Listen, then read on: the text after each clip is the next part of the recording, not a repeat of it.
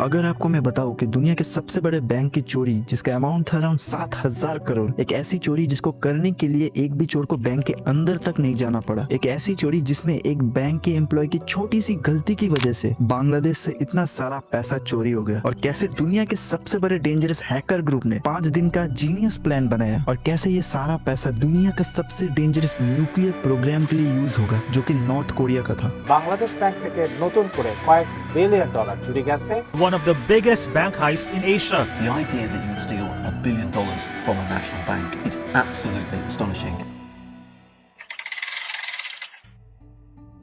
Bangladesh central bank के director lift से बाहर आते हैं अकाउंट्स डिपार्टमेंट में, जहाँ पे बैंक के पैसे का हिसाब होता है, बट उनको नॉर्मली यहाँ पे आना नहीं पड़ता। लेकिन आज कुछ प्रॉब्लम है, डिपार्टमेंट का जो प्रिंटर है वो खराब हो चुका है, और ये कोई नॉर्मल प्रिंटर नहीं है, ये वो प्रिंटर है जिसमें बैंक के रिजर्व के पैसों का लाइव रिपोर्ट निकाल के देता है, और ये कुछ दिनों से काम नहीं कर रहा। फिर प्रिंटर को ठीक कराया गया, लेकिन एक बहुत ही अजीब सी चीज हुआ। नॉर्मली उन्हें जितना रिपोर्ट मिलता है उससे कहीं ज्यादा रिपोर्ट्स मिलने लगे। उनको टोटल 35 पेमेंट्स ऑर्डर मिले, जो कि आपके मेरे जैसे एवरेज पेमेंट ऑर्डर नहीं थे, बल्कि सब करोड़ों में थे, जिनको टोटल मिला के 7,000 करोड़। और ये सब पैसा जो बांग्लादेश से ट्रांसफर हुआ था न्यूयॉर्क के फेडरल रिजर्व बैंक में, फिर वहां से पूरे दुनिया में फैल गया। अब आप ये समझ सकते हैं कि बांग्लादेश का इतना सारा पैसा किसी को बिना बताए ऐसे निकल जाना, यानी कि कोई तो है जिसने बैंक के सिस्टम के अंदर घुसा था, पर वो कौन था और उसने ये सब कैसे किया? इसे जानने के लिए हमें सबसे पहले जाना पड़ेगा तकरीबन 1 साल पहले, 13 मई 2016। बांग्लादेश के बिल्कुल ऑपोजिट साइड में फिलीपींस में कुछ आदमी आरसीबीसी बैंक के अंदर घुसते हैं, जो कि फिलीपींस के मनीला के अंदर है। यहाँ पे वो 4 अकाउंट्स ओपन करते हैं, जिनमें $500 से ज्यादा नहीं था। लेकिन ये लोग इस कहानी के बहुत ही बड़े एलिमेंट है। फिर वो लोग 9 महीनों तक वापस ही नहीं आए और कोई भी ट्रांजैक्शन भी नहीं किया। फिर अचानक पैसे आना शुरू हुआ। दूसरी तरफ बांग्लादेश का इतना सारा पैसा जो कि इनके इकोनॉमी के ग्रोथ के लिए इतना ज्यादा इंपॉर्टेंट है, उसका अचानक से गायब हो जाना उनके इकोनॉमी के लिए बहुत ही ज्यादा बुरा था। अब आप ये सोच रहे हैं कि ये हैकिंग हुआ कैसे? कुछ 17-18 साल के लड़के जो नॉर्थ कोरिया में बैठे थे, बांग्लादेश से $1 बिलियन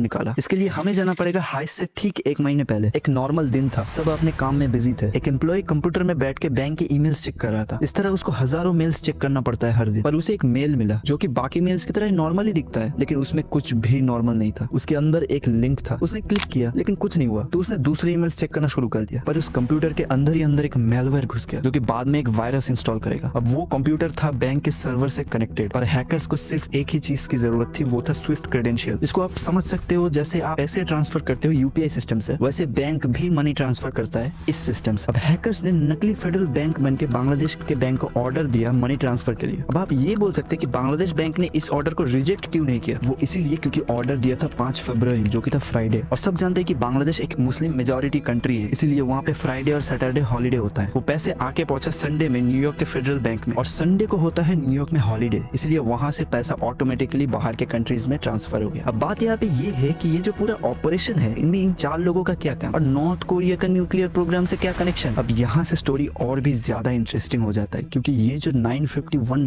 मिलियन फेडरल बैंक में आता है, इनमें से 30 ट्रांजैक्शन रुक जाता है सिर्फ और सिर्फ लक के दौरान, क्योंकि पैसा ट्रांसफर करने के लिए हैकर्स ने जिस कंपनी का नाम यूज किया था वो पहले से ही किसी कारण बैंक ने ब्लैकलिस्ट करके रखा था। अब ये क्यों किया था किसी को नहीं पता, पर ब्लैकलिस्टेड कंपनी का नाम यूज करने की वजह से बैंक ने अपने आप 30 ट्रांजैक्शन को रोक दिया, और बाकी रहे 5 जिनका टोटल अमाउंट था अराउंड 100 मिलियन। अब इनमें से 80 मिलियन 4 टुकड़ों में बट जाएंगे उन 4 लोगों के बैंक अकाउंट में, और बाकी 20 मिलियन ये जहाँ पे जाने वाला है वहाँ पे FBI को भी नहीं पता था। एक ऐसा फाउंडेशन जिसका किसी ने नाम तक नहीं सुना था। दूसरी तरफ फिलीपींस में जो 80 मिलियन घुसा वो उन्होंने जल्द से जल्द निकाला एंड 2 दिनों के अंदर कसिनो में डाल दिया, क्योंकि यहाँ पे मनी को लेकर सिक्योरिटी थोड़ा कम टाइट है। उन्होंने एक रात में $80 मिलियन के चिप्स खरीदा, फिर उनको यूज करके 70 मिलियन रिकवर किया। इससे काला पैसा सफेद भी हो गया, और ये पूरा ऑपरेशन 5 दिन के अंदर कंप्लीट, यानी पुलिस के पास वक्त ही नहीं मिला इन्वेस्टिगेशन करने के लिए। बाद में वायरस को टेस्ट करने से उन्हें पता चला कि ये कोई नॉर्मल हैकर का बनाया हुआ वायरस नहीं है, बल्कि दुनिया के one of the most dangerous hackers group का है, जिसका नाम है लेजरस हैकर ग्रुप। इनफैक्ट इस ग्रुप ने कुछ साल पहले सोनी कंपनी पर भी अटैक किया था। The hack shut down the company's entire computer system, and according to the LA Times,